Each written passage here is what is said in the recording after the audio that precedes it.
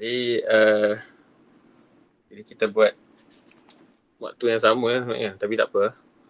Jadi sebelum tu saya nak maklumkan, insya-Allah kita akan buat kelas untuk kelas ganti yang kita dah tangguh 2 minggu lepas, waktu Ramadan dengan Aidilfitri.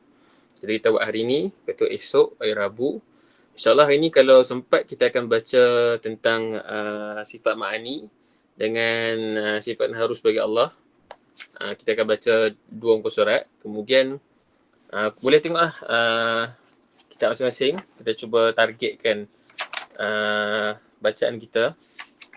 InsyaAllah pada hari ini kita akan bacakan tentang sifat ma'ani. Kalau sempatlah, sifat ma'ani dengan sifat harus bagi Allah. Kemudian esok kita baca bab nubuat dengan sam'iyat. Yang ni kita baca laju sikit sebab perbahasan yang asas dalam ilmu tauhid ni bab ilahiyat je. Bab ketuhanan. Kemudian bab nubuat dengan sam'iyat ni benda yang dah mudah dah. Tama-tama kita baca kitab yang asas, memang lagilah kita tak susah sangat dan kita pun dah faham banyak dah.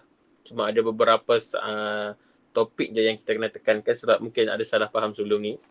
Kita akan baca, esok kita akan baca bab nubuat dengan sam'iyat.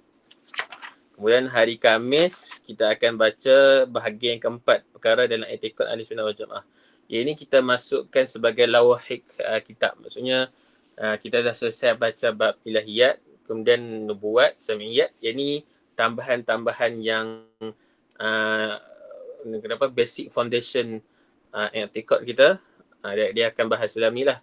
Akan bahas bab keturunan Nabi, silsilah Nabi, kemudian bab para anbiya, kemudian itulah sikit je lagi. Kemudian penutup. Saya rasa kita boleh khatam sama ada hari Khamis ni ataupun Khamis minggu depan. Maksudnya lagi 4 kelas malam ni. Sama ada kita nak khatamkan hari Khamis ni ataupun Khamis minggu depan, insyaAllah. Baik. Jelas maksudnya hari ini kita akan baca bab sifat ma'ani, kemudian sifat harus bagi Allah. Esok kita baca bab nubuat dengan sam'iyat. Hari Khamis kita akan baca bab lawahik kitab ni. Ada lagi 1, 2, 3, 4,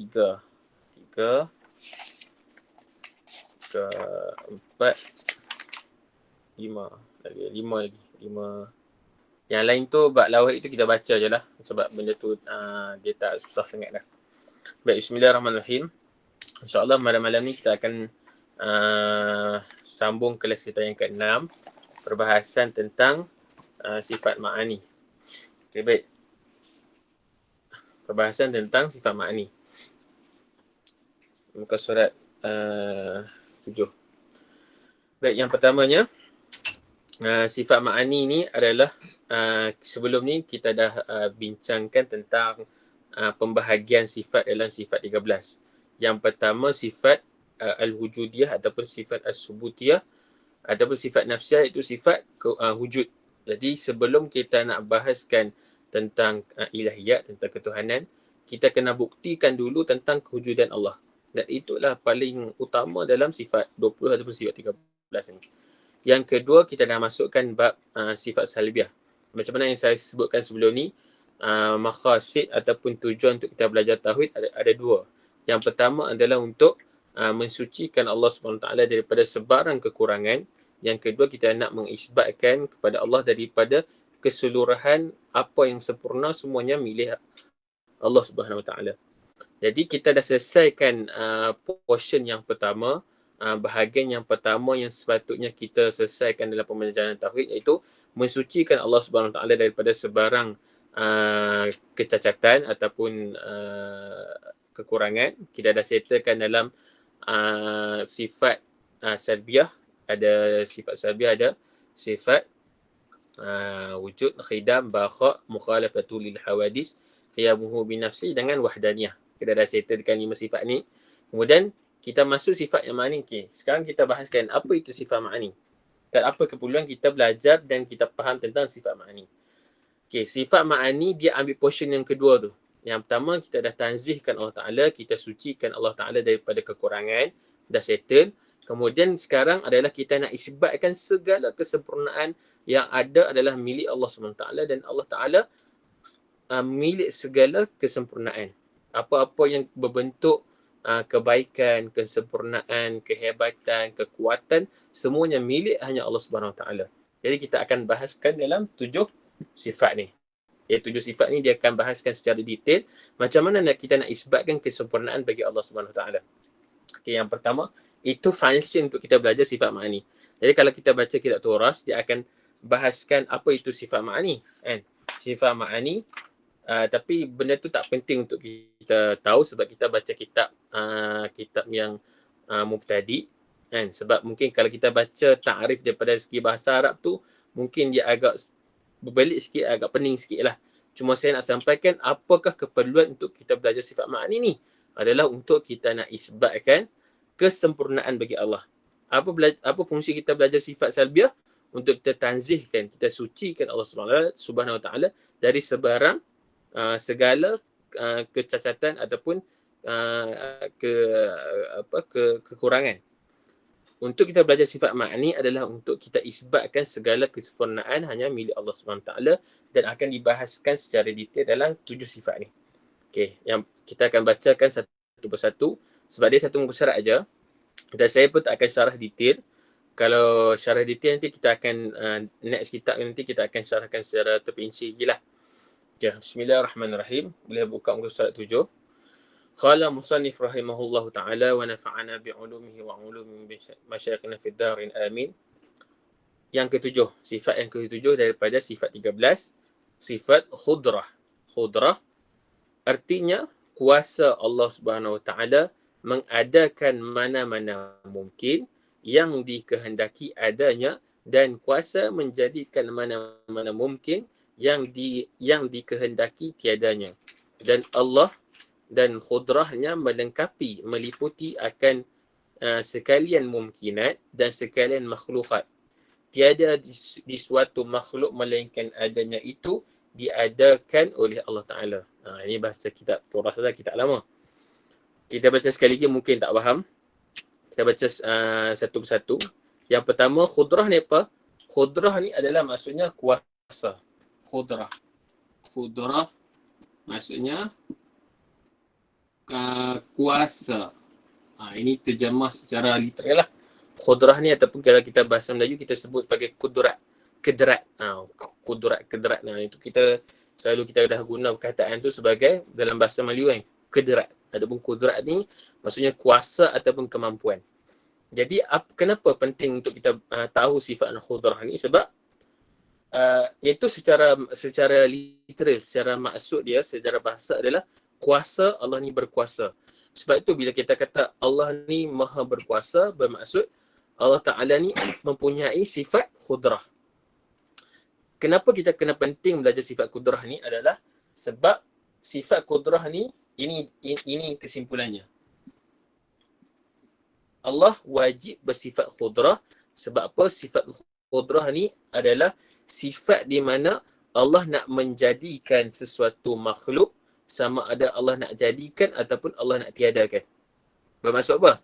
Kita ni wujud atas sebab adanya sifat khudrah Allah Subhanahu Wa Taala. Faham tak? Maksudnya kita ni wujud sekarang dengan adanya sifat khudrah Allah Subhanahu Wa Taala. Jadi fungsi kewujudan kita adalah tertakluk atas sifat khudrah Allah Subhanahu Wa Taala. Faham Maksud sekiranya sesuatu wujud ataupun tidak wujud ditentukan oleh sifat khudrah Allah Subhanahu Wa Taala. Maksudnya kewujudan makhluk adalah berdasarkan sifat khudrah Allah Subhanahu Wa Taala. Kemudian faham maksudnya sifat khudrah ni bukan semata-mata Allah ni maha kuasa. Itu tafsiran yang literal. Maksudnya daripada sudut bahasa Allah bersifat khudrah tu maksudnya Allah berkuasa. Berkuasa apa? Berkuasa menjadikan kita. Adapun berkuasa mentiadakan kita. Jadi kita wujud atas peranan sifat khudrah Allah Subhanahu Wa Taala. Sebab itu dalam kitab mengatakan mengadakan mana-mana mungkin. Mana mungkin tu maksudnya makhluk lah. yang dikehendaki adanya. Dengan kuasa tu khudrah, menjadikan mana-mana mungkin yang dikehendaki tiadanya. Bermaksud, bagi Allah SWT, Allah Ta'ala boleh untuk mentiadakan atau mengadakan sesuatu makhluk. Itu fungsi sifat khudrah. Bermaksud apa? Segala kewujudan yang ada di dunia ini adalah tertakluk di bawah sifat khudrah Allah Subhanahu Wa Taala. Wujud kewujudan. Maksudnya kita bincang daripada sudut kewujudan makhluk kita ini adalah peranan sifat khudrah Allah Subhanahu Wa Taala. Okay, setelah bermaksud kewujudan makhluk adalah berdasarkan sifat khudrah Allah Subhanahu Wa Taala. Itu yang pertama. Yang kedua, baca yang bawah tu, tiada suatu makhluk melainkan adanya itu diadakan oleh Allah Subhanahu Wa Taala. Bermaksud apa? Tidak ada makhluk yang wujud tanpa diciptakan oleh Allah Subhanahu Wa Taala. Itu kefahaman daripada teks. Bermaksud apa-apa saja kewujudan di bumi ini, di dunia ni adalah diciptakan oleh Allah Subhanahu Wa Taala dengan sifat khudrah. Bermaksud Allah menciptakan makhluk dengan sifat khudrah. Bermaksud apa? Sifat penciptaan itu, menciptakan, khalaq itu, Allah Ta'ala yakhluqu asy-syai' itu adalah keterkaitannya dengan sifat khudrah. Faham? Bermaksud sifat khudrah ni bukan semata-mata Allah berkuasa. Tapi kalau kita belajar secara detail dalam kitab akidah, itu menunjukkan bahawa Allah Ta'ala, sifat khudrah Allah Ta'ala itu Allah perlukan dan Allah gunakan untuk menciptakan makhluk. Kemudian, faham? Maksudnya fungsi sifat khudrah ni apa dia? Fungsi sifat khudrah adalah menjadikan makhluk ataupun mentiadakan makhluk. Sebab apa? Dia akan ada kaitan dengan sifat harus bagi Allah nanti. Kemudian, mustahil Allah Subhanahu Wa Taala tiada kuasa dan mustahil. Itu ada dua benda kat sini. Yang pertama, mustahil Allah Subhanahu Wa Taala tiada kuasa. Maksud tiada khudrah. Tiada khudrah maksud apa? Mustahil bagi Allah tiada kuasa untuk menciptakan makhluk. Mustahil lah. Sebab apa? Hanya Allah SWT ada khudrah untuk menciptakan makhluk. Faham? Dan mustahil ada suatu makhluk yang keluar dari khudrah Allah Ta'ala, yakni tiada dijadikan oleh Allah Ta'ala dengan khudrahnya. Ini penting untuk kita tahu sifat khudrah. Sebab apa? Yang part yang kedua ni. Dan mustahil ada suatu makhluk yang keluar dari khudrah Allah Ta'ala. Bermaksud apa? Mustahil ada suatu makhluk yang tidak diciptakan oleh Allah Subhanahu Wa Taala. Bermaksud apa? Semua makhluk adalah diciptakan oleh Allah Subhanahu Wa Taala dengan perantaraan sifat khudrah. Yakni tiada dijadikan Allah dengan khudrahnya. Bermaksud apa? Allah Ta'ala menciptakan makhluk dengan sifat khudrahnya, dan mustahil makhluk yang ada di dunia ini, di dunia ini tanpa masuk dalam sifat khudrah Allah Subhanahu Wa Taala. Bermaksud apa? Bermaksudnya lagi, semua kita tertakluk di bawah khudrah Allah Subhanahu Wa Taala, tertakluk di bawah kekuasaan Allah Subhanahu Wa Taala. Jelas tak? Sifat yang pertama ni. Bermaksud apa? Maksudnya kita faham bahawa apa saja kewujudan yang ada di dunia ini adalah di bawah kekuasaan khudrah Allah SWT dalam menjadikan ataupun mentiadakan. Sekiranya benda itu tiada sekalipun, termasuk dalam sifat khudrah Allah SWT. Nak katakan bahawa luasnya khudrah Allah SWT ni. Kekuatan Allah SWT, kekuasaan Allah SWT. Jelas tak sifat khudrah ni? Ataupun macam pening-pening lagi? Cuma saya nak highlightkan sifat khudrah ni apa? Sifat yang ada pada Allah SWT untuk menjadikan ataupun mentiadakan. Maksudnya atas kehendak Allah SWT. Jadi tanya, Ustaz, mana dalil dalam sifat khudrah ni? Kan? Kita nak belajar kita mesti ada dalil. Dalilnya apa? Dalilnya Bismillahirrahmanirrahim. Wa huwa ala kulli syai'in qadir. Jadi Ustaz, dalam kita belajar sifat khudrah, kenapa dalam Quran sifat qadir? Ini bermaksud perbezaan daripada sudut lafzi. Khudrah dengan qadir tu perbezaan daripada sudut bahasa Arab. Dan kalau kita belajar adalah kalau qadir tu daripada fa'il, kan? Itu bermaksud isim fa'il. Kalau khudrah ni sifat. Jadi kita tak perlukan pun adanya perkataan khudrah sebut dalam Quran nak menunjukkan bahawa sifat khudrah ni sabit dalam Quran. Kita nak faham daripada sudut maknanya. Khudrah dalam sifat, kita belajar sifat 20 ini sama maksudnya dengan perkataan khadir dalam Quran. Wa huwa ala kulli syai'in khadir. Dan iaitu Allah Ta'ala tiada sesuatu ada kuasanya. Oh, slow lah suara. Kuat dengar ada suara. Dengar. Jelas. Ha? Jelas Ustaz. Jelas. Faham tak tentang sifat khudrah ni? Apa maksudnya? Boleh cuba kuatkan kena pihak host jelas dan kuat. Oh. Okey. Macam kuat kan suara. Soalan sekali lagi, sifat khudrah adalah sifat yang menentukan menciptakan sesuatu. Maksudnya Allah menciptakan dengan sifat khudrah. Jelas, Okey, apa hikmah kita tahu sifat khudrah ni? Bahawa segala penciptaan di bawah khudrah ataupun kekuasaan Allah Ta'ala, tiada ada makhluk yang keluar daripada khudrah Allah Ta'ala. Bermaksud apa? Semua ciptaan diciptakan oleh Allah SWT. Jadi, penciptaan itu memerlukan kepada sifat khudrah. Jadi, sekiranya ada pihak yang klaim bahawa ada satu zat lain selain Allah Ta'ala yang menciptakan manusia, maka dia kena sabitkan bahawa zat itu ada sifat khudrah. Sekiranya tidak ada sifat khudrah, maka dia tidak ada kuasa untuk menciptakan makhluk. Sifat khudrah ni hanya pada Allah Subhanahu Wa Taala sahaja. Faham? Okey, selesai sifat khudrah. Yang kedua, yang ke-8. Ke-8 tu, yang ke-8 lah. Iradah, sifat yang kedua, sifat iradah. Artinya, berkehendak Allah Subhanahu Wa Taala menentukan mungkin dengan setengah sifatnya yang harus baginya. Yakni, tiap-tiap mungkin yang mawjud sebelum adanya iaitu telah ditentukan pada azali oleh iradah Allah Ta'ala, zatnya, sifatnya dan kelakuannya dan tempatnya, masanya dan rezekinya dan bahagiannya atau celakanya. Tiada ada suatu barang yang tiada ditentukan oleh iradah Allah Subhanahu Ta'ala. Okay, macam mana kita nak faham sifat iradah ni? Sifat iradah ni, kalau maksud dia adalah berkehendak. Iradah, arada. Bermaksud Allah Ta'ala ni berkehendak. Tapi secara mafhumnya, apa maksud sifat iradah ni? Sifat iradah ni adalah sifat yang Allah nak tentukan kepada sesuatu makhluk daripada beberapa aspek yang disebut oleh musannif.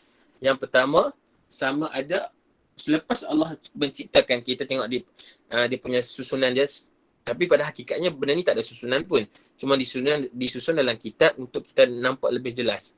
Okay, sifat khudrah adalah ta'aluk ataupun tugasan dia adalah sama ada benda tu wujud ataupun tidak wujud. Okay, sekarang dengan sifat khudrah Allah Ta'ala, Allah mewujudkan sesuatu. Okay, Allah mewujudkan satu zat. Contohnya lah, ini nama dia Ali. Okay, selepas Allah gunakan sifat khudrahnya untuk menciptakan Ali, jadi selepasnya Allah gunakan sifat iradah Allah Ta'ala untuk tentukan Ali ni kepada beberapa aspek. Yang pertama, sama ada dia zat dia. Zat Ali ni macam mana? Allah nak ciptakan Ali ni contohnya dia orang contohnya dia orang Asia. Jadi Allah nak ciptakan Ali ni sebagai orang Melayu. Jadi kulitnya ada sawo matang. Kan? Contohnya. Jadi Allah nak khususkan lagi Ali ni apa? Ali ni bangsa dia bangsa Melayu contohnya. Okey, kulit dia sawo matang. Ini ciri-ciri ni Allah tentukan dalam sifat iradah dia. Daripada sudut zat dia. Contohnya Allah nak ciptakan seorang yang nama dia Kumar contohnya. Kumar ni Allah dah ciptakan dah dengan sifat khudrah. Jadi seterusnya apa step seterusnya adalah Allah Ta'ala gunakan sifat iradah untuk tentukan bagaimana zat Kumar ni. Dia gelap contohnya. Rambut dia kerinting contohnya. Dan sebagainya lah. Jadi itu adalah fungsi sifat khudrah. Bermaksud apa? Pendetailan dalam penciptaan Allah kepada makhluk itu memerlukan sifat khudrah. sifat iradah. Yang pertama zat dia. Yang kedua sifatnya. Sifatnya sama ada dia ni seorang yang contohnya apa? Sifat-sifat lah. Dia macam sifat-sifat yang ada pada suatu makhluk lah. Sifatnya. Dan kelakuannya. Tempat dia, masa dia. Kemudian yang ni antara benda-benda yang ditentukan dalam sifat iradah ketika azali. Sebelum sesuatu makhluk itu diciptakan, benda ni dah ditentukan dah. Sejak azali, perkara dah ditentukan. Itu apa? Zatnya, sifatnya, kelakuannya, masanya, rezekinya, ataupun bahagia ataupun celakanya. Kan? Kita kata sebagai apa tak ingat yang sama ada dia celaka ataupun rezekinya, ataupun jodohnya dan sebagainya lah. Semua itu ditentukan dalam fasa dia azali oleh sifat iradah Allah Subhanahu Wa Taala. Faham tak? Selepas Allah gunakan sifat khudrah untuk menciptakan, jadi dah tercipta, dia dah wujud, kemudian Allah gunakan sifat iradah untuk tentukan pendetilan kepada makhluk tu. Takhsis, kalau dalam kitab kata takhsis, ta'yin, bagaimana rupa makhluk itu ditentukan dalam sifat iradah. Faham? Okay, apa hikmah kita belajar sifat iradah ni? Bermaksud apa segala yang ada di jasad kita itu ditentukan oleh Allah Ta'ala dengan sifat iradahnya sejak azali lagi. Jadi Allah nak apa terhadap kita? Allah nak kita ni hidung mancung ke, kita ni telinga capang ke, kita ni kulit warna ni, semuanya ditentukan oleh Allah SWT, bukannya zat lain. Jadi itu menunjukkan kekuasaan, kehebatan Allah SWT untuk mendetailkan segala kejadiannya. Mendetailkan. Sebab tu bila kita tengok, kadang-kadang kita tengok, sebab contohnya kita tengok mikroorganism benda yang halus-halus, yang kecil-kecil kan. Kadang kita takjub. Bagaimana contohnya sehalus-halus, contohnya kalau kita ambil sehalus-halus semut contohnya. Dalam tu ada organ-organ yang ada dalam dia. Kan? Contoh kita tengok binatang yang paling kecil lah. Kan? Mikroorganism kuman ke atau apa? Sel ke contohnya. Jadi benda itu terbentuk melalui iradah Allah SWT. Allah yang detailkan dia dengan sifat iradah. Faham? Okay, beza sifat khudrah tu dalam step menjadikan sama ada dia wujud atau tak wujud. Okay, setelah wujud, jadi Allah gunakan sifat iradah untuk detailkan, untuk takhsiskan penciptaan dia tu. Faham? Itu maksud Allah ni berkehendak kepada makhluk. Allah nak tentukan apa yang terjadi kepada makhluk itu daripada sudut zat dia, sifat dia, sama ada dia ni bahagia ataupun dia ni sengsara di dunia, sama ada rezekinya murah ataupun rezekinya sedikit, itu ditentukan dengan sifat iradah Allah Ta'ala sejak azali lagi. Faham? Okay, selesai sifat khudrah dengan sifat iradah. Dan kita pun tahu kenapa kita kena belajar sifat iradah ni untuk sabitkan Allah Subhanahu Wa Taala. Okay, seterusnya. Jadi, yang bawah tu. Mustahil Allah SWT tiada menghendaki, menentukan dan mustahil. Yang pertama, mustahil Allah Ta'ala tiada menghendaki, menentukan. Maksudnya, mustahil Allah Ta'ala ni tidak berkehendak untuk menentukan secara detail penciptaan makhluk ini. Dan mustahil ada suatu barang yang tiada ditentukan oleh iradah Allah Ta'ala.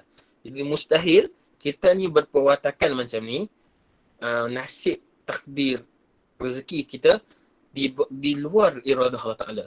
Bermaksud apa? Semua yang terjadi atas iradah ketentuan Allah Subhanahu Wa Ta'ala. Begitu kita nak memahami sifat iradah ini. Seterusnya, kita settle yang kedua. Kudrah settle, iradah settle. Yang seterusnya, sifat al-ilm. Yang kesembilan, ilmun.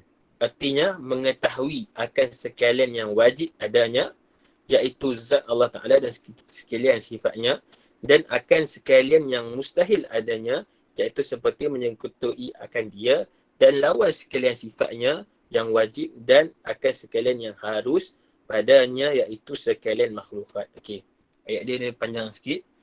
Okey, sekarang kita masuk kepada sifat al-ilm. Sifat Allah Ta'ala ni, okey, Tadi yang saya terlepas tadi. Untuk sifat iradah, apa dalilnya? Dalilnya dalam surah Al-Hud ayat 17, fa'alun lima yurid. Fa'alun lima yurid.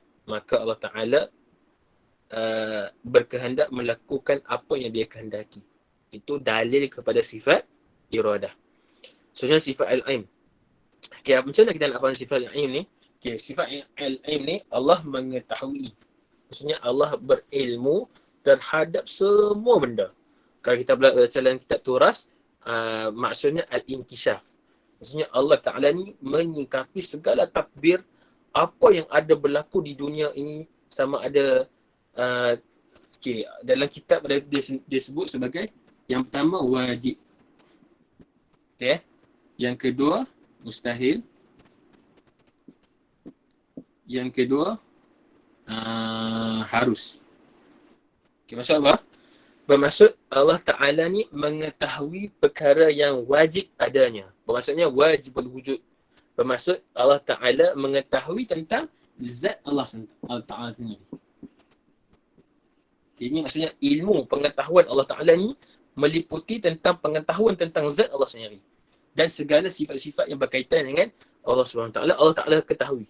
Maksudnya, ya'lamullahu bizatihi wa sifatihi. Allah Ta'ala ketahui. Allah Ta'ala tahu tentang zatnya dan sifat-sifatnya. Itu wajib. Yang kedua, Allah Ta'ala mengetahui tentang perkara yang mustahil. Maksudnya, perkara yang mustahil, contoh yang dibagi adalah sekutu Allah. Bermaksud apa? Walaupun perkara itu mustahil, tak wujud pun, ketidakwujudan kepada sesuatu benda itu berada dalam ilmu Allah SWT. Nak menunjukkan bahawa keluasan ilmu Allah SWT ni walaupun benda itu tak wujud pun. Contoh kita kata sekutu Allah Ta'ala. Mustahil. Mustahil apa? Mustahil akli bahawa benda itu wujud. Walaupun benda itu tak wujud sekalipun, tapi benda itu ada dalam ilmu Allah SWT. Nak kata, sebab bila kita bicara tentang ilmu Allah Ta'ala ni lah yang nak menunjukkan bahawa beza ilmu kita dengan ilmu Allah Ta'ala. Kan? Ilmu kita ni terhad. Walaupun masih terhad tu pun perkara yang wujud saja. Perkara yang tak wujud kita tak tahu. Tapi ilmu Allah Ta'ala ni meliputi perkara yang wujud dan perkara yang tidak wujud sekalipun. Perkara yang wajib, perkara yang mustahil sekalipun berlaku, benda tu di bawah ilmu Allah Subhanahu Wa Ta'ala. Nak menunjukkan keluasan ilmu Allah Subhanahu Wa Ta'ala itu. Dan yang terakhir adalah perkara yang harus. Perkara yang harus iaitu perkara makhlukat lah, tentang makhluk. Tentang makhluk pun semuanya di bawah ilmu Allah SWT. Di bawah pengetahuan Allah SWT. Jadi kenapa kita penting belajar sifat, tahu sifat ilmu ni? Nak menunjukkan bahawa keluasan kecaknaan ataupun ilmu Allah SWT ni kepada semua benda. Sama ada benda tu wajib berlaku, atau benda tu mustahil berlaku, atau benda tu tentang makhluk sendiri. Itu nak menunjukkan kekuasaan ataupun ilmu Allah SWT yang maha luas. Sampai ada ulama mengatakan bahawa ilmu Allah Ta'ala ni mencakupi perkara yang telah berlaku, perkara yang sedang berlaku, perkara yang akan berlaku, dan perkara yang walaupun benda itu tidak akan berlaku, di masa hadapan Allah Ta'ala tahu juga. Menunjukkan bahawa keluasan ilmu Allah SWT. Sebab itu dalam kalau munazarah para imam Asy'ariyah dengan Mu'tazilah, jadi Mu'tazilah dia mengatakan bahawa Allah Ta'ala ni tidak mengetahui perkara yang juz'iyat. Perkara yang juz'iyat maksud Allah Ta'ala hanya mengetahui perkara yang kuliat, perkara yang universal saja. Perkara yang partikular ni Allah Ta'ala tak tahu. Sebab banyaklah. Dia kata contohnya perkara-perkara juz'iyat ni, contohnya degupan jantung, perkara yang menadi yang kecil-kecil ni Allah Ta'ala tak tahu. Jadi daripada satu aspek sebenarnya Mu'tazilah dia merendahkan ilmu Allah SWT kepada perkara yang kuliah saja. Tapi bagi ahli sunnah wal jamaah Asy'ariyah, kita mengatakan bahawa Allah Ta'ala ni mengetahui kepada semua benda. Semua benda. Walaupun perkara itu tersembunyi sekalipun, perkara itu zahir atau perkara itu tersembunyi, semuanya di bawah ilmu Allah SWT. Okay, dalilnya apa? Dalilnya Bismillahirrahmanirrahim, bahawa alimun bidhatis sudur. Bahawa alimun alimun Bizatis sudur. Sesungguhnya Allah Ta'ala mengetahui apa yang ada walaupun benda tu ada di dalam dada-dada kamu yang kamu tak ungkapkan. Kerana Allah Ta'ala tahu. Faham? Perkara ilmu Allah Ta'ala ni. Berbeza makhlukat dengan mungkinat. Okay, makhlukat dengan mungkinat ni dia sebenarnya daripada sudut term ada beza dia dan ada persamaan dia. Okay, kalau maksud mungkinat ni, sebenarnya di dunia ni ada dua je. Sama ada wajibat ataupun mungkinat. Wajibatnya Allah Ta'ala saja. Maksudnya wajibul wujud ni, yang wajib wujud ni hanya Allah Subhanahu Wa Ta'ala sahaja. Iaitu wajib. Adapun wajibat lah. Kalau yang kedua adalah mungkinat. Mungkinat ni boleh jadi dan boleh tak jadi. Maksudnya boleh wujud dan boleh tidak wujud. Jadi kita secara umumnya semua mungkinat selain pada Allah Ta'ala itu adalah semua yang mungkinat. Benda yang boleh wujud dan benda yang tidak boleh wujud. Dan termasuk dalam mungkinat ni adalah makhlukat, benda yang diciptakan. Jadi apa yang Allah ciptakan, kita ni makhluk dan kita ni juga benda-benda yang mungkinat. Termasuk dalam mungkinat dan makhlukat. Maksud apa pecahan dia? Ada dua, wajibul wujud dengan mungkin wujud. Mungkin wujud dengan wajib wujud. Nampak? Wajib wujudnya hanya Allah Ta'ala saja. Mesti wujud. Kita ni mungkinat ni yang boleh wujud dan boleh tak wujud. Jadi makhlukat ni termasuk dalam perkara yang mungkin. Jadi ada lagi perkara yang mungkinat yang lain? Ada. Macam-macam lagi. Banyak lagi perkara yang mungkinat yang dia boleh wujud dan boleh tak wujud. Kita ni termasuk makhlukat, termasuk perkara di bawah mungkinat. Nampak Ustaz? Oh, okay. Benda yang wujud di dunia ni ada dua saja, wajib dengan mungkin. Wajib ni mesti wujud. Jadi Allah Ta'ala saja. Benda yang kedua adalah mungkin. Mungkin ni dia boleh wujud dan boleh tak wujud. Jadi antara perkara yang kita bahaskan dalam mungkin apa dah? Makhlukat. Benda yang diciptakan. Jadi benda yang diciptakan ni, kita contohnya, kita ni boleh wujud dan boleh tidak wujud. Jadi makhlukat ni di bawah mungkinat. Ada beberapa perkara lagi yang termasuk dalam mungkinat. Ada contohnya apa? Contohnya perkara yang mungkin. Perkara yang mungkin. Contohnya makhlukat lah yang mudah untuk kita faham. Makhlukat ni dimasukkan di bawah mungkinat. Faham? Okey. Katakanlah al-ilmun. Jelaslah sifat ilmu ni, sifat yang menunjukkan keluasan ilmu Allah Subhanahu Wa Taala. Jadi saya lupa nak beritahu tadi. Yang ni detail sikit lah, tapi sebenarnya dia penting juga untuk kita tahu. Jadi untuk al-ilm ni dia merangkumi perkara yang wajib, mustahil dengan harus. Ada perkara yang mungkin. Tapi khudrah ni hanya perkara yang mungkin saja. Okey. Sekali lagi saya ulang. Al-ilmu ni dia merangkumi kepada sifat perkara yang wajib, perkara yang mustahil, perkara yang harus.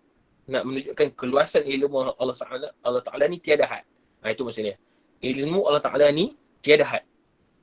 Sama ada perkara itu wajib sekalipun, ada pun perkara mustahil wujud ataupun harus wujud, semuanya terangkum dalam ilmu Allah SWT. Tetapi kalau sifat khudrah hanya perkara yang mungkin sahaja. Mungkin sahaja ni apa? Maksudnya khudrah Allah Ta'ala ni tertakluk kepada perkara yang mungkin wujud sahaja. Bukan perkara yang mustahil dan perkara yang wajib. Contohnya apa? Khudrah Allah Ta'ala kepada perkara yang wajib. Benda ini tidak perlu. Contohnya khudrah Allah Ta'ala. Apa perkara wajib? Contohnya zat Allah Ta'ala. Maksudnya apa? Sifat khudrah Ta'ala tadi kita sebutkan apa maksud sifat khudrah? Fungsi sifat khudrah adalah menjadikan ataupun mentiadakan. Betul tak? Jadi apa fungsi sifat khudrah kepada zat Allah Ta'ala? Sedangkan zat Allah Ta'ala tu dah wajib wujud dah. Dan mesti wujud. Faham maksudnya? Okay, ni zat Allah Ta'ala. Contohnya. Ni zat Allah Ta'ala. Jadi sifat khudrah ni tidak tertakluk, tidak berfungsi kepada perkara yang dah wajib. Sebab bila perkara sifat Allah khudrah ni tertakluk kepada sifat perkara yang wajib, benda tu sia-sia. Benda dah sedia wujud dah. Kenapa kita nak perlukan letakkan sifat khudrah kepada perkara yang wujud? Itu yang pertama, satu. Yang kedua, sifat khudrah Allah Ta'ala ni, kekuasaan Allah Ta'ala ni tidak tertakluk kepada perkara yang mustahil. Perkara yang mustahil. Contohnya apa? Ini soalan yang selalu ditanya oleh orang etis contohnya. Contohnya kita apa? Boleh tak Allah Ta'ala ni ciptakan suatu Tuhan yang sama kuasa Allah Ta'ala? Nampak tak soalan dia? Ini penting untuk kita belajar sifat ni. Sekali soalan dia. Boleh tak Allah Ta'ala ni ciptakan satu Tuhan yang lebih berkuasa daripada Allah? Jadi kita dah faham tadi bahawa sekutu Allah Ta'ala termasuk perkara yang mustahil. Jadi kudrah Allah Ta'ala, kekuasaan Allah Ta'ala tidak tertakluk kepada perkara yang mustahil. Jadi jawapannya apa? Benda itu tidak tertakluk dalam sifat kudrah Allah Ta'ala. Contohnya ada orang tanya lagi, Ustaz, boleh tak Allah ciptakan satu batu yang batu tu boleh hempak Allah Ta'ala balik? Dia kata, boleh tak Allah ataupun Allah ni berkuasa tak menciptakan suatu benda ni? Jadi kita jawab bahawa benda ni tidak termasuk ataupun tidak tertakluk dalam kudrah Allah Ta'ala, dan benda itu perkara yang mustahil. Jadi Allah, kudrah, kekuasaan Allah ni tidak tertakluk pada perkara yang mustahil. Itu jawapannya. Maksud apa? Sekiranya jawapan simpelnya apa, soalan dia salah lah. Dia tidak boleh. Soalan tu ada falasi kat situ. Ada kesilapan dalam soalan itu yang menyebabkan bahawa perkara itu tak ada jawapan. Boleh tak Allah ciptakan Tuhan lain? Jadi kalau kita belajar dalam sifat 20, ataupun kalau kita belajar dalam hukum akal, perkara benda mustahil, makanya Allah Ta'ala tidak, bukan kita kata Allah tidak berkuasa. Maksudnya benda itu tidak tertakluk dalam kudrah Allah Ta'ala. Tidak tertakluk dalam sifat kudrah Allah Ta'ala. Jadi perkara itu dah mustahil dah. Tak perlu pun dibincangkan. Tak perlu dipersoalkan. Sebab perkara itu benda yang mustahil. Jadi itu cara jawab kita kepada soalan-soalan yang berbentuk demikian. Boleh tak Allah ciptakan? Boleh tak Allah buat benda ni? Boleh tak Allah buat benda ni? Sekiranya Allah tak mampu buat ni, Allah sekian, Allah lemah dan sebagainya. Kita jawab apa? Perkara itu tidak tertakluk dalam sifat kudrah Allah Ta'ala. Sebab apa? Sifat Allah, kudrah Allah Ta'ala ni tertakluk kepada perkara yang mungkin saja. Contoh saya tanya, boleh tak Allah ciptakan gunung yang besar? Gunung yang ataupun boleh tak Allah ciptakan dua matahari? Boleh tak? Boleh. Sebab benda itu termasuk dalam perkara yang mungkin. Benda itu boleh wujud dan boleh tak wujud. Maksudnya tak mustahil pun ada dua matahari. Jadi boleh. Tapi bila ditanyakan soalan yang jelas benda itu mustahil, maka kita tak perlu jawab pun soalan tu. Sebab benda itu tidak tertakluk kepada sifat khudrah Allah Ta'ala. Tetapi ilmu Allah Ta'ala merangkumi perkara yang wajib, perkara yang mustahil, perkara yang harus. Faham tak? Beza antara sifat ilmu dengan sifat khudrah. Sifat ilmu ni lebih umum. Benda tu boleh berlaku ke, benda tu tak boleh berlaku ke, benda tu mustahil ke, harus ke, wajib ke, Allah tahu. Tapi bab khudrah ni kita limitkan kepada perkara yang mungkin sahaja. Tak termasuk dalam perkara yang wajib dan perkara yang mustahil. Jelas tak? Okey. Seterusnya, ada soalan setakat ni. Mustahil Allah Ta'ala bodoh atau ada suatu barang yang tiada diketahui oleh Allah Ta'ala. Satu maknanya, sebagai orang awam bagaimana kita ingin faham. Kita ingin faham sejak azali itu. Okey. Sejak azali ni maksudnya, okey, mudah faham. Sejak azali ni, waktu kita dalam ayat Quran, masa kalau perut atas dinamakan sebagai Yaumu Alastu. Yaumu Alastu ni ketika mana kita berada dalam alam roh yang tidak diciptakan secara fizikal. Kan dalam ayat Quran alastu bi rabbikum qalu bala syahidna. Jadi ketika itulah dikatakan waktu azali. Waktu azali ni waktu di mana kita dah dicipta daripada dalam dimensi roh yang belum diciptakan secara fizikal. Jadi waktu itulah Allah dah tentukan kita ni macam mana fizikal kita ni rezeki kita macam mana, kita ni sama ada kita ni bahagia ataupun kita sengsara kat dunia ni, semua ditentukan di waktu azali. Waktu azali tu maksud apa? Waktu kita boleh diciptakan secara fizikal dan dilahirkan di dunia. Itu maksud azali. Azal. Azali. Faham tak? Faham tak? Itu maksud waktu azali tu. Faham? Waktu sebelum kita diciptakan. Okey. Seterusnya. Kita teruskan. Sifat ke-10. Hayat. Artinya hidup Allah Ta'ala dengan tiada nyawa. Mustahil Allah mati atau hidup ia dengan nyawa. Okey, dalam sifat, sifat al-ilm, sifat hayat. Okey, sifat hayat ataupun sifat hidup yang Allah Ta'ala ni, kalau dalam kitab lain, dia adalah prasyarat kepada sifat-sifat sebelum ni. Jadi, bukan sebelum, maksudnya sekiranya Allah nak bersifat dengan sifat yang ilmun, iradah, khudrah ni, Allah Ta'ala kena hidup dululah. Bukan Allah Ta'ala kena hidup. Allah Ta'ala bersifat dengan sifat hidup dulu, kemudian barulah mengesahkan tasahih kepada sifat-sifat sebelum dia. Jadi maksudnya apa? Allah Ta'ala bersifat dengan sifat hayah ni apa? Untuk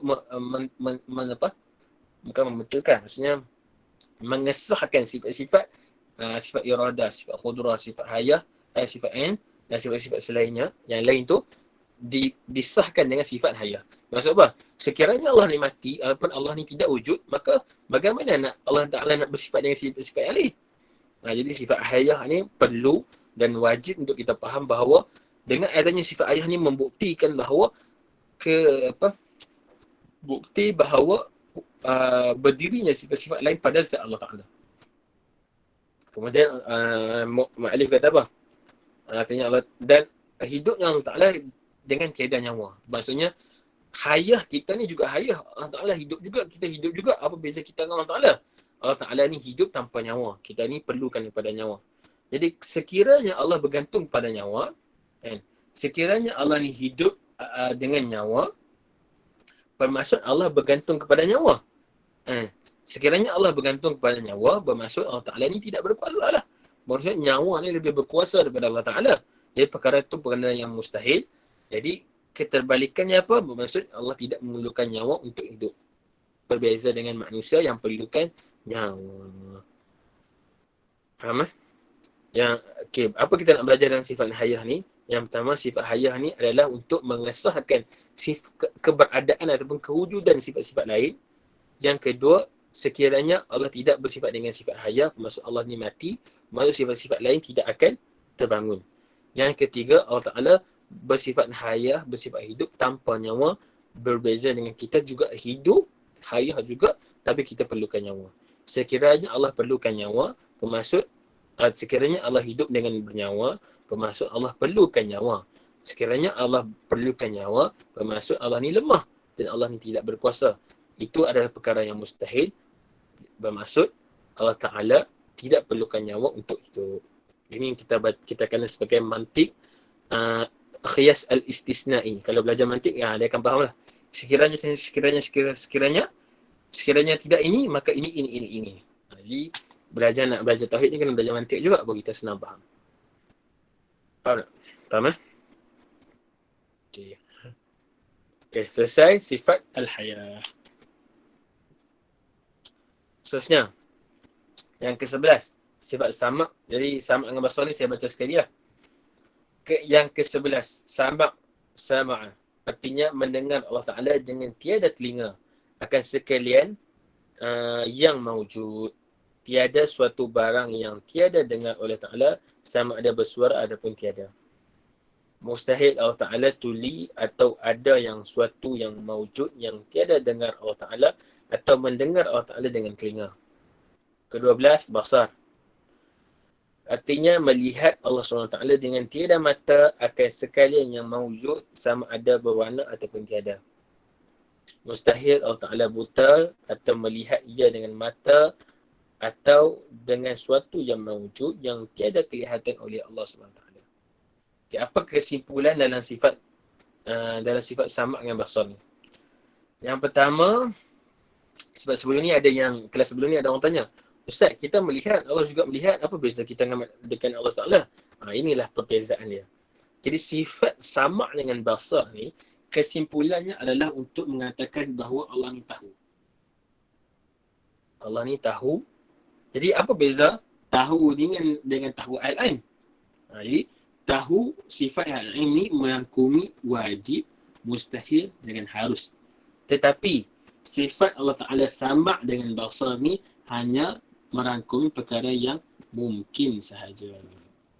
Ataupun berkaitan dengan makhluk. Itu beza dia. Bermaksud apa?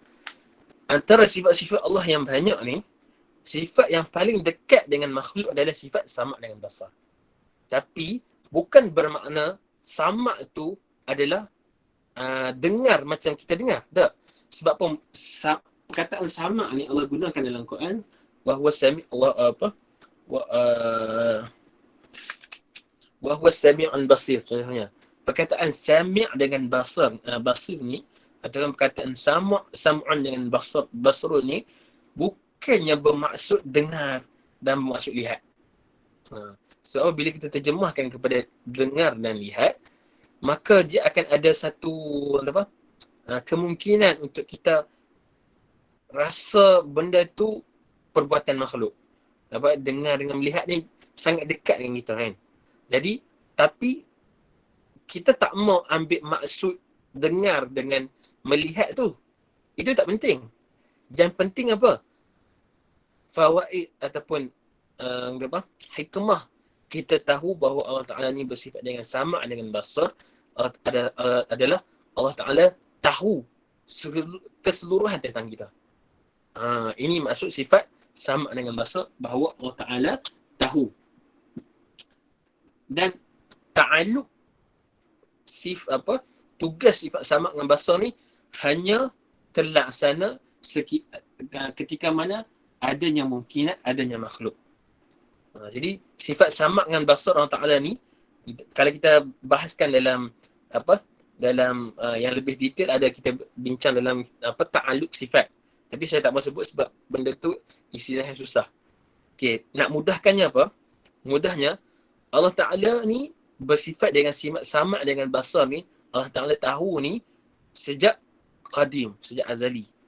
Tapi benda itu terlaksana bila mana wujudnya makhluk.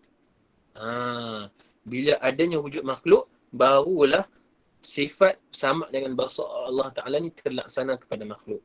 Dan kedua sifat ni lah yang sifat yang paling dekat dengan makhluk. Allah Ta'ala kata apa? Wa huwa sami'un basir. Allah Ta'ala ni maha mendengar lagi Allah Ta'ala ni maha mendengar lagi maha melihat. Jadi kedua-dua sifat ni nak menunjukkan bahawa Allah Ta'ala dekat dengan kita, dan Allah Ta'ala ni tahu apa yang kita rasakan. Sami', Allah Ta'ala ni maha melihat.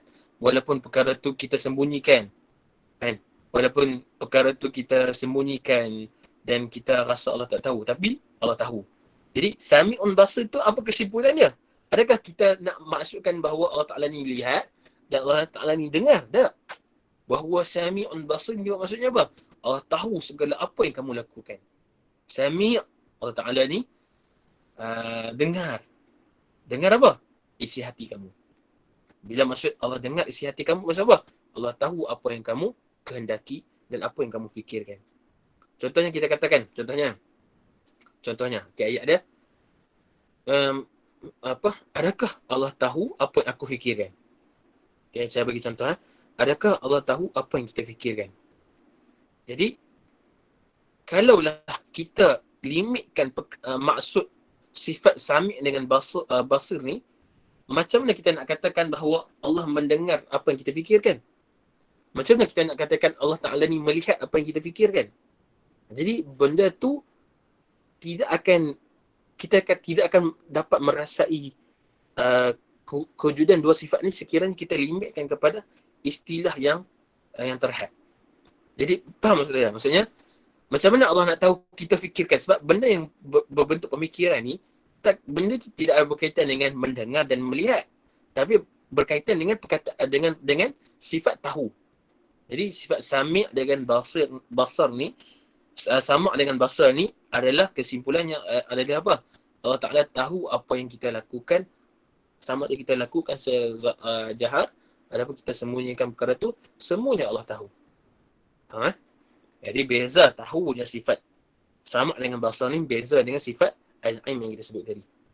Jadi al-ilm tu lebih luas. Dia tak berkaitan sangat dengan makhluk. Tapi sifat sama dengan basar ni berkaitan dengan makhluk.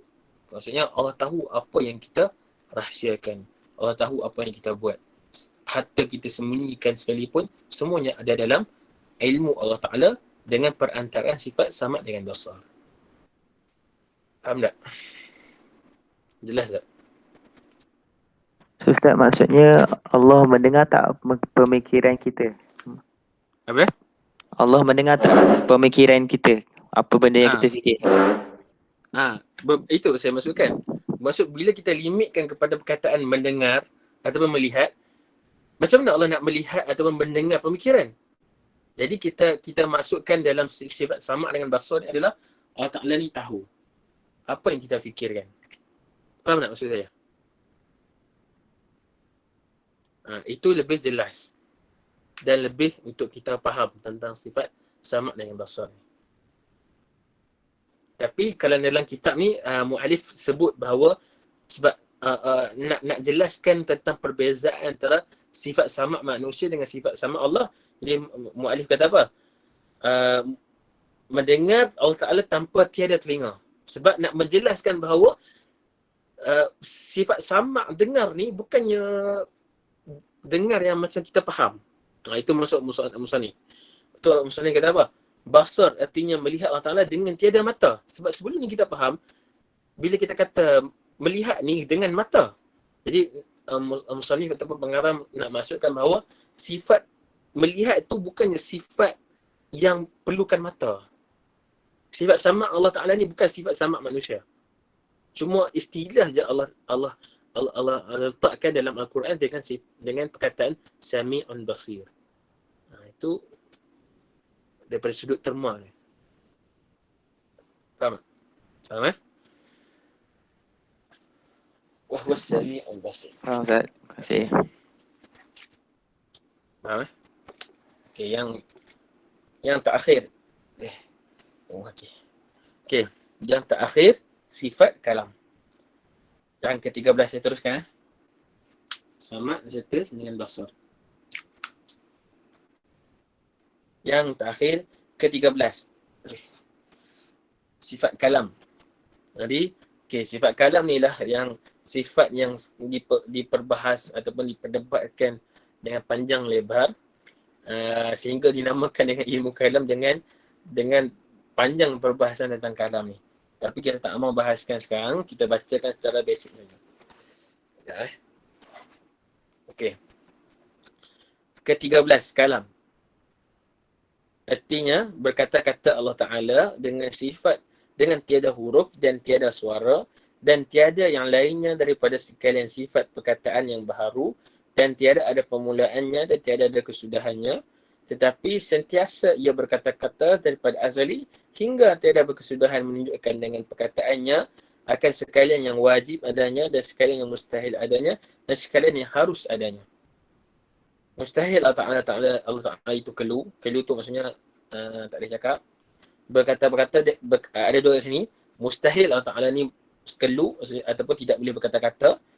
Dan mustahil bagi Allah Ta'ala ni berkata-kata dengan perkataannya ada huruf, suara atau lainnya daripada sekalian sifat perkataan yang baru. Okey. Apa kita nak belajar dalam sifat kalam ni? Sebab sifat kalam ni sifat yang agak kontroversi yang diperbahaskan dalam mazhab-mazhab dalam akidah, sama ada kata apa? Dalam mazhab Ahli Sunnah sendiri, perbezaan antara Ahli Sunnah dengan Mu'tazilah, Ahli Sunnah dengan mazhab-mazhab lain ataupun dalam mazhab Ahli Sunnah sendiri pun diperbahas ataupun diperdebatkan. Jadi sifat kalam Allah Ta'ala ni maksud apa? Allah Ta'ala ni berkata-kata. Sebab apa penting sifat kalam ni? Sebab dia berkaitan dengan Al-Quran. Dia berkaitan dengan Al-Quran. Jadi sebab kita sifat kalam ni lah yang sampai Mu'tazilah bunuh ataupun kafirkan Ahli Sunnah. Kan? Sampai dia berkata Al-Quran ni makhluk. Jadi pembahasan tu sangat detail dan sangat susah kita nak bahaskan. Cuma kita katakan bahawa ada 4 mazhab yang berinteraksi dengan sifat kalam ni. Yang pertama, Mu'tazilah. Mu'tazilah depa tak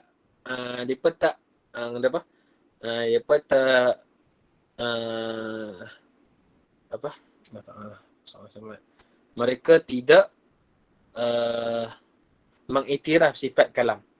Sebab dia kata apa? Sifat kalam ni, bila kita sebut sifat kalam ni bersuara dan berhuruf.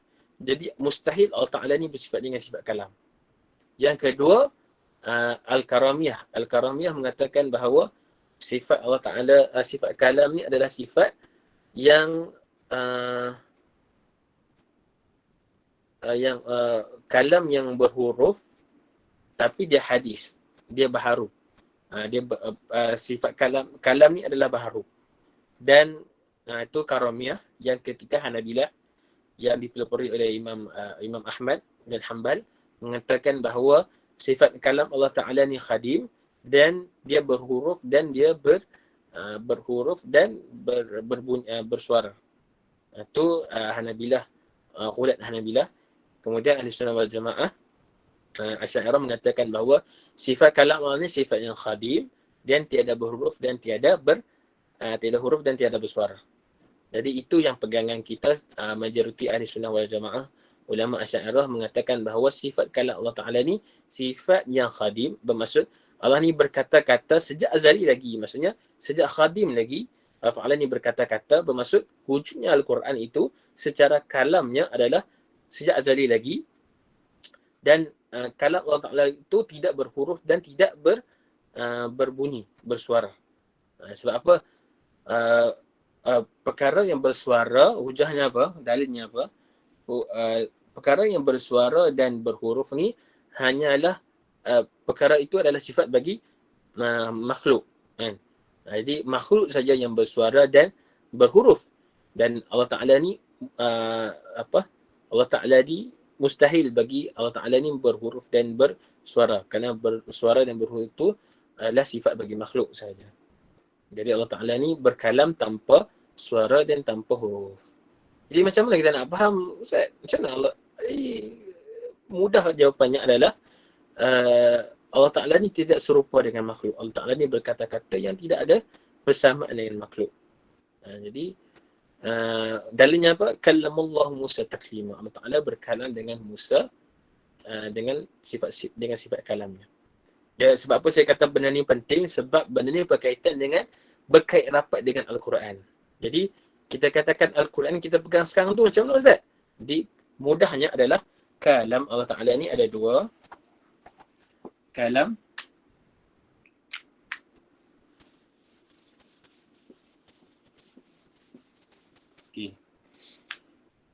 kalam, ada kalam nafsi dengan kalam lafzi.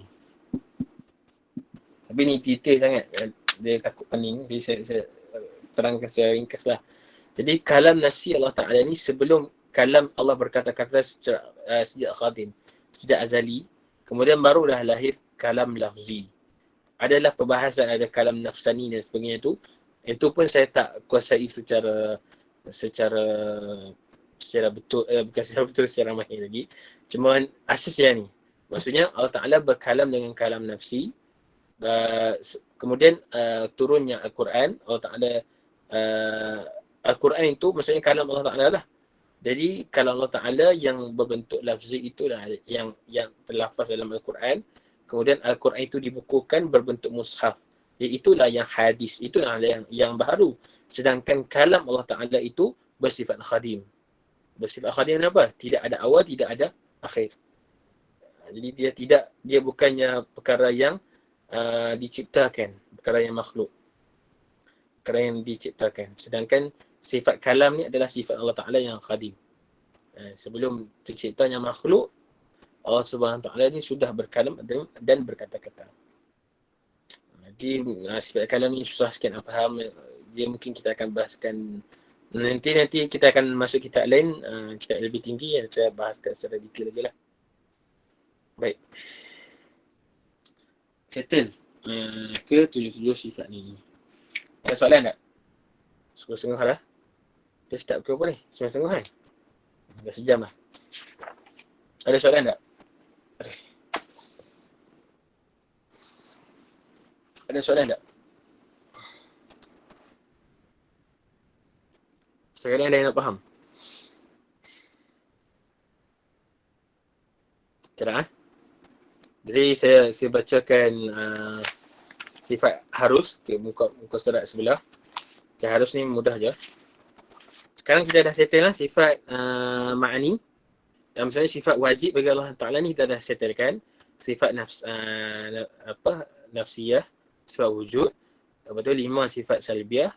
Kemudian 7 sifat ma'ani. Sifat nafsiyah tu, sifat wujud tu untuk kewujudan Allah Ta'ala. Kita nak sabitkan Allah Ta'ala ni wujud. Kemudian baru kita laksanakan 2 tugas kita, iaitu mensucikan Allah SWT daripada sebarang kecacatan dan mensabitkan Allah SWT dengan segala kesempurnaan. Itu fungsi dalam sifat salbiah dengan sifat ma'ani. Mungkinat, mawjudat, makhlukat sama ya Ustaz. Mungkinat, mawjudat. Dia macam ni lah. Okay. Mawjudat. Apa tak?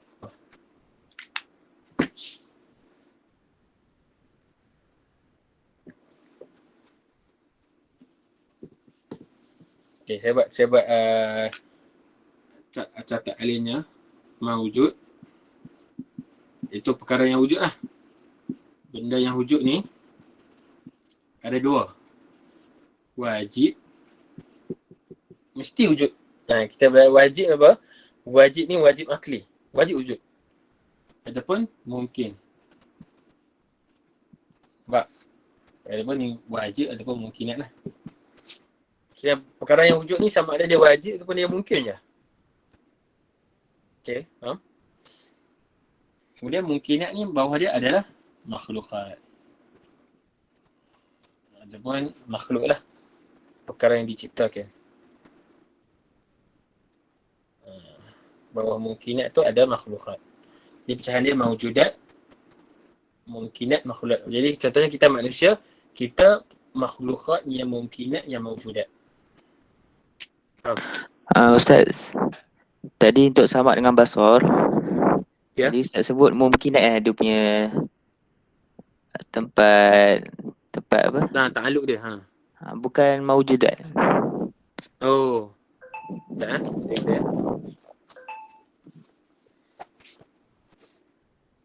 Saya rasa mawjudat je. Sekejap. Kalau ikut teks tadi, segala benda yang wujud Segala benda yang mawujud kan. Sekejap. Ta'aluk. Bermungkinat. Iradah, bermungkinat. Betul. Ada dalam khalidah. Wajzim bi'anna sam'ahu wal basara ta'allaqa bi kulli mawjudat. Kepada perkara yang mawujud. Mawujud ni sama ada wajib dengan mungkinat. Ya. Ya'lam anna ma'lum ta'ala khadiman. Kana kazati. Oh, okey.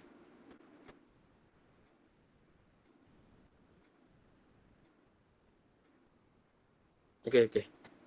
Maksudnya ta'aluk sifat sama dengan basar ni perkara yang wajib, iaitu perkara yang berkaitan dengan zat Allah Ta'ala. Maksudnya Allah Ta'ala tahu tentang perkara-perkara yang sebab contoh dalam syarah Khardah ni Imam Dardi kata apa? Yu'lam ay ma'lumun lahu ta'ala khadiman kana kazatihi ta'ala wa sifatihi aw hadisan. Okey, maksudnya perkara yang wajib itu berkaitan dengan zat Allah Ta'ala dengan sifat-sifat dia. Dan Allah Ta'ala juga tahu tentang perkara yang mungkinat, iaitu perkara yang hawadis ataupun hadis. Atau perkara yang makhluk, perkara yang baharu. Bermaksud ta'aluk sifat sama dengan basar ni ta'aluknya kepada perkara yang wajib, iaitu berkaitan dengan sifat Allah Ta'ala, iaitu Allah Ta'ala tahu apa yang berkaitan dengan zat dia dan ataupun sifat dia. Kemudian dengan perkara yang mungkinat, berkaitan dengan makhluk. Jadi terima kasih ya. Saya buat rujukan tadi betul. Ta'alluq sifat sama dengan basut adalah perkara yang mewujudat, sama ada perkara yang wajib ataupun perkara yang mungkin. Perkara yang berkaitan dengan zat Allah Ta'ala ataupun perkara yang berkaitan dengan makhluk yang Allah ciptakan. Maksudnya Zat, Allah boleh melihat zat dia sendiri kan? Apa dia? Maksudnya Allah boleh melihat zat dia sendiri kan? Sebab termasuk dalam wajibat. Ya. Kalau dalam kitab memang dikatakan macam tu. Contohnya Imam tadi kata apa? Fa yasma'u wa yara. Subhanahu wa ta'ala az-zawat wa sifat. Kanat min khabith al-aswad atau min ghairiha. Fa sama'ahu wa basaruhu ta'ala. Maksudnya Allah Ta'ala boleh melihat zat, melihat dan mendengar zatnya sendiri. Tapi daripada sudut konteks ayat tu bermaksud apa? Allah Ta'ala tahu tentang ahwal, hal keadaan zatnya sendiri. Itu maksud dia. Tapi kalau kita nak mengatakan bahawa Allah Ta'ala ni dapat melihat zatnya sendiri, jadi mungkin perkara itu agak susah nak difahami lah. Cuma mungkin boleh diterima daripada sudut teks. Tapi daripada sudut konteks, kita lebih memahami bahawa Allah Ta'ala tahu tentang zatnya sendiri. Itu lebih, mafhum tu lebih senang faham lah. Baik Zat, terima kasih. Okay, terima kasih.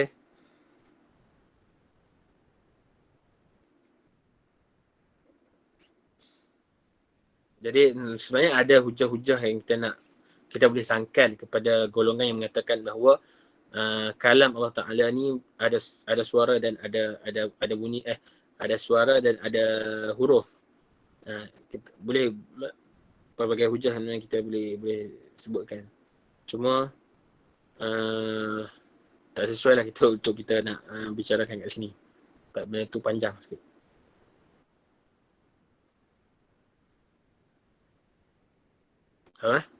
Jadi saya nak tekankan sekali lagi, ketiga-tiga sifat ni, sifat sama' basar dengan kalam ni tidak sama.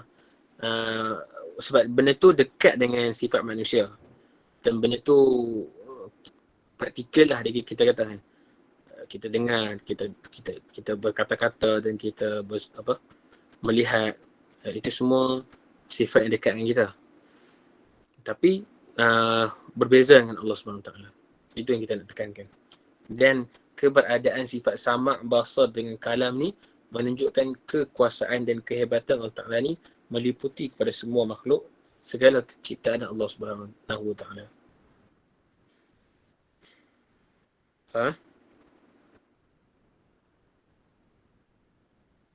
Okey. Ada soalan? Kalau kita gunakan seperti Allah tidak buta sebagai peringatan kepada orang melakukan kezaliman, bolehkah? Okey, apa maksud Allah tidak buta? Okey, daripada sudut bahasa, okey, benda tu boleh diterima. Cuma apa kita nak faham bahawa Allah tidak buta, bermaksud Allah tahu apa yang kamu lakukan. Betul tak? Betul tak soalan dia? Saya mesti baca soalan ni. Allah.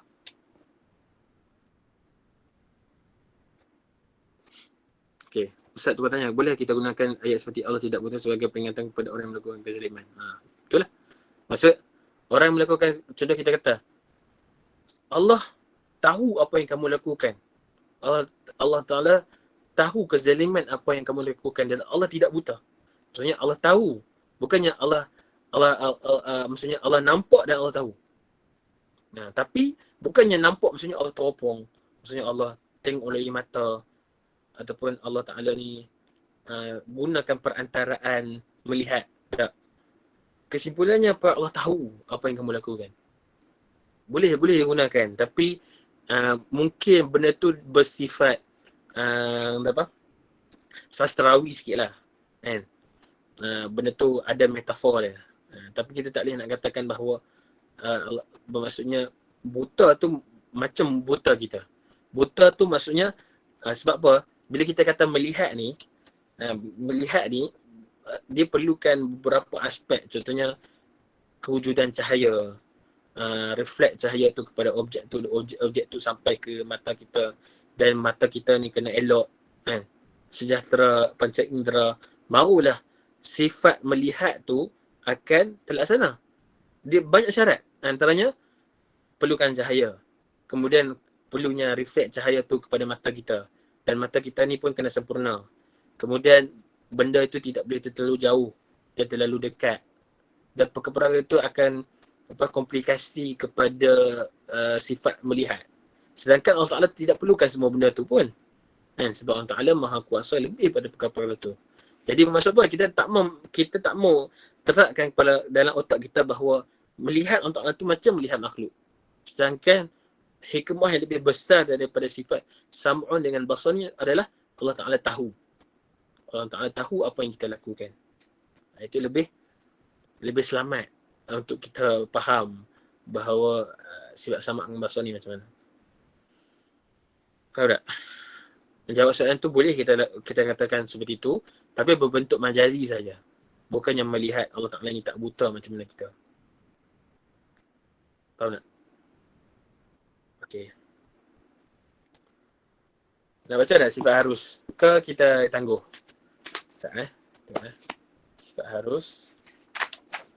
Mana buat sami. Sebab dah 10.30 dah.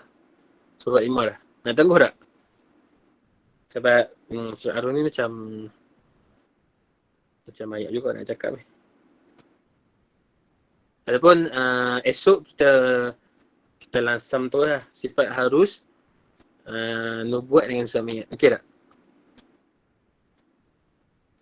Macam mana pendapat sahabat sekalian? Nak teruskan ataupun tangguh esok? Ataupun dah macam dah tepu dah. Macam dah banyak kan. Takut lah. Takut. Tak apa, boleh dah tanya apa-apa soalan. Boleh tangguh esok. Okey, tangguh lah. Sebab macam dah banyak lah. Tangguh esok lah. Sekejap saya baca soalan. Nak tanya, bila kata hikmah Allah melihat tu, Allah tahu, bukan maksud kita menidakkan Allah melihat kan? Ya je, tak. Bukan maksud kita menafikan bahawa Allah Ta'ala ni melihat. Allah melihat, tapi bukan macam mana kita faham manusia melihat. Sebab apa? Contohnya, sifat melihat kita pun, sebab dalam kitab, dia namakan sebagai inkishaf. Inkishaf ni maksudnya menyingkap perkara yang daripada tahu kepada tidak tahu. Itu hikmah dalam sifat melihat.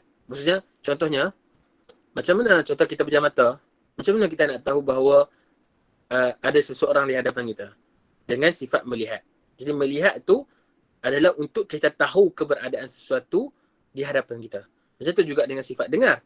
Sifat dengar, core dalam sifat dengar tu adalah untuk kita tahu perkara yang ada di depan kita, di belakang kita sebagainya, dan kewujudan kepada sesuatu benda itu dengan perantaraan mendengar.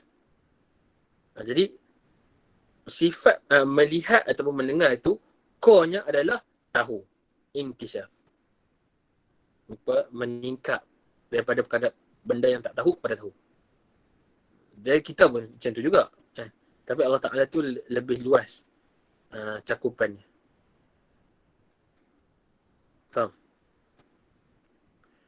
Sebab benda ni kita kena bahas dengan teliti, dengan berhati-hati. Sebab kalau kita silap bahas istilah kau tu faham tak? Itu sebab bila kita silap bahas, kadang-kadang kita akan terbayang-bayang persamaan Allah dengan makhluk. Jadi itu bahaya. Sekarang kita nak settlekan perkara tu, kita nak tanzihkan siap-siap. Kita nak bersihkan siap-siap syubhat-syubhat tu.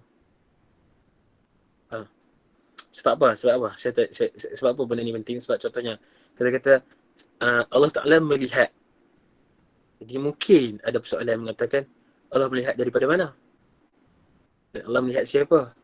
Jadi bukan perkara itu bahaya sebenarnya. Kita mungkin tak terfikir, orang lain boleh terfikir benda tu. Jadi benda tu akan kadang-kadang membawa kepada syubhat, tajsim, tashbih dan sebagainya. Faham? Jadi kita kena tahu apa yang dimaksudkan dengan sifat melihat dan sifat mendengar tu. Faham? Okay, ada lagi soalan. Maka balik Al-Quran itu kalam lafzi bila sampai kepada Nabi. Al-Quran. Baik. Al-Quran ni, okay, apa ta'rif ataupun definisi Quran? Al-Quran adalah kalamullah.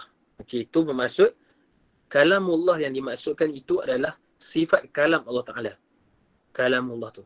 Kalamullah yang diturunkan kepada Nabi melalui perantaraan malaikat Jibril dan membacanya adalah ibadah. Itu ta'rif pada Al-Quran. Sebab apa? Bila kita sebut Al-Quran, minda kita ni terbayang kepada mushaf. Itu masalahnya. Contohnya mushaf Al-Quran lah. Sedangkan Al-Quran tu maksudnya lebih luas. Kalam Allah itu adalah Quran. Tapi bila kalam Allah itu, bila diturunkan kepada Nabi, itulah dinamakan masuk Al-Quran itulah.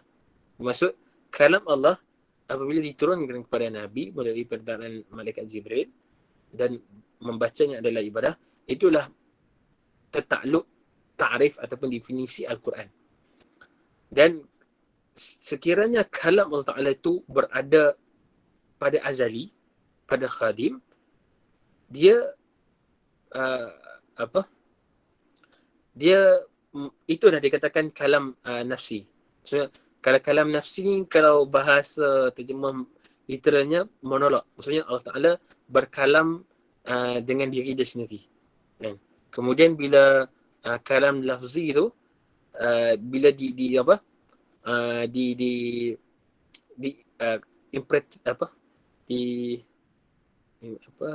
keadaannya, maksudnya dilafazkan secara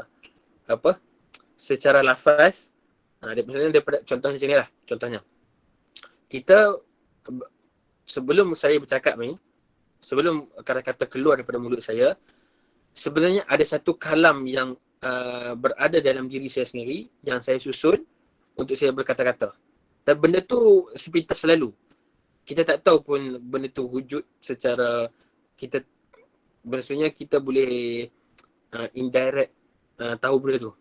Itu maksudnya monolog tu apa? Maksudnya kalam nafsi maksudnya apa? Maksudnya perkara yang ada dalam diri kita, dalam minda kita, yang kita susun sebelum benda tu keluar melalui lafaz. Jadi Allah Ta'ala ada kalam nafsi, iaitu kalam yang ada pada Allah Subhanahu Wa Ta'ala sebelum wujudnya makhluk, masa khadim, masa zaman azali. Kemudian bila dah turunnya Nabi Muhammad, wujudnya Nabi Muhammad untuk membawa risalah agama Islam, kemudian daripada kalam nafsi itulah pergi kepada kalam lafzi yang kita baca Bismillahirrahmanirrahim, Alhamdulillahirrahmanirrahim. Itu semua kalam lafzi yang membentuk Al-Quran yang kita baca sekarang. Dan sampailah kepada Nabi Al-Quran itu, kemudian baru dibukukan, jadilah mushaf. Jelas tak? Bermaksud apa? Kalau ikut aturan dia, daripada kalam nafsi kepada kalam lafzi.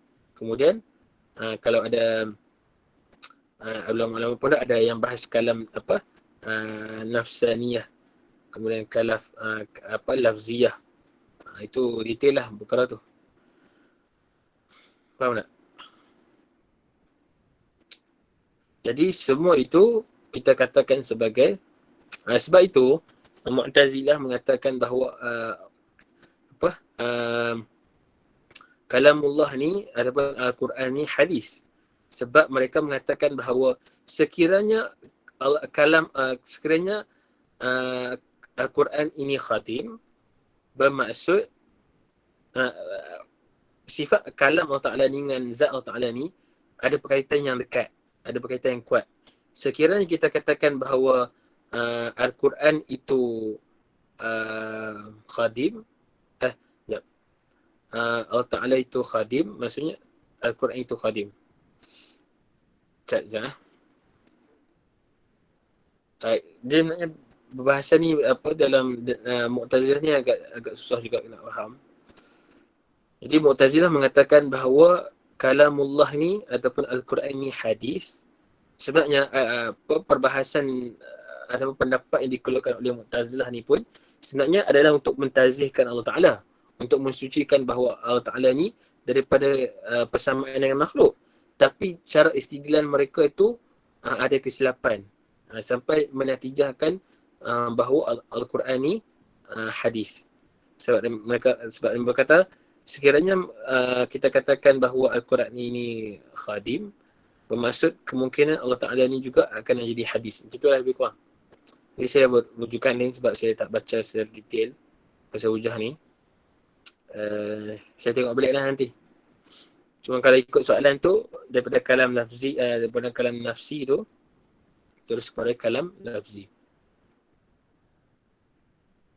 Faham? Kita tak faham. Sedekut lagi pening ni. Aduh. Boleh faham Ustaz, malaikat Jibril menyampaikan wahyu. Wahyu itu kalam lafzi. Ya, kalam lafzi. Sebab macam ni. Sebab tu yang masa nuzul Quran ni. Nuzul Quran. Jadi nuzul Al-Quran ni yang kita sambut 17 Ramadan tu adalah penurunan Al-Quran daripada Luh Mahfuz ke langit dunia. Itu yang 17 Ramadan tu. Yang diturunkan secara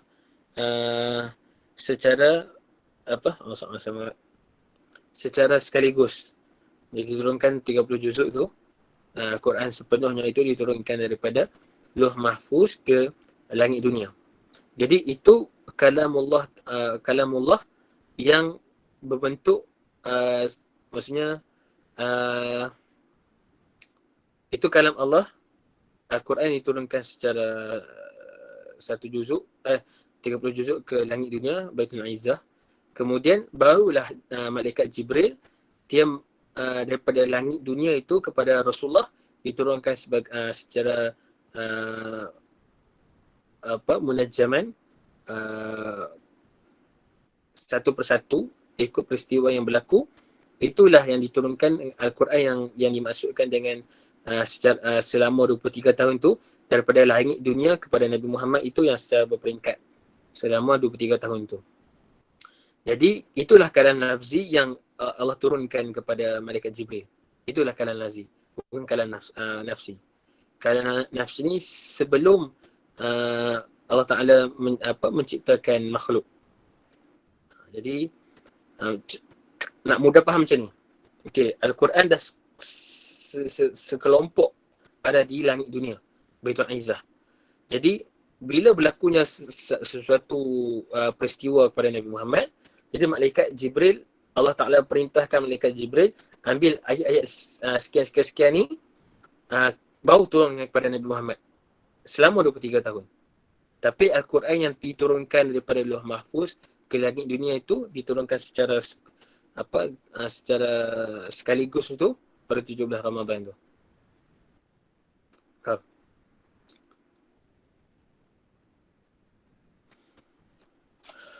Faham? Faham Ustaz, terima kasih.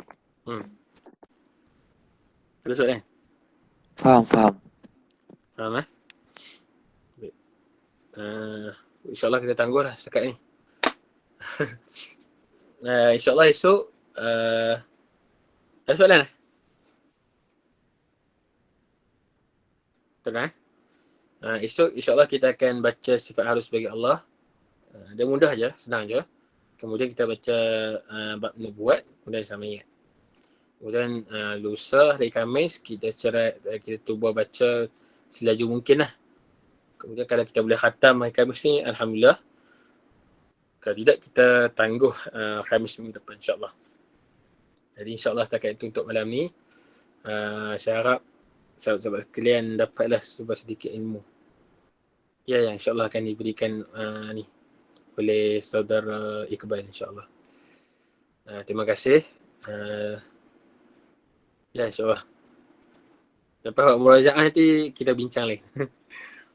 Penting murajaah tu. InsyaAllah. Terima kasih. InsyaAllah kita jumpa esok dan lusa. Semoga memberi sedikit manfaat kepada kalian insya-Allah. Assalamualaikum warahmatullahi taala wabarakatuh.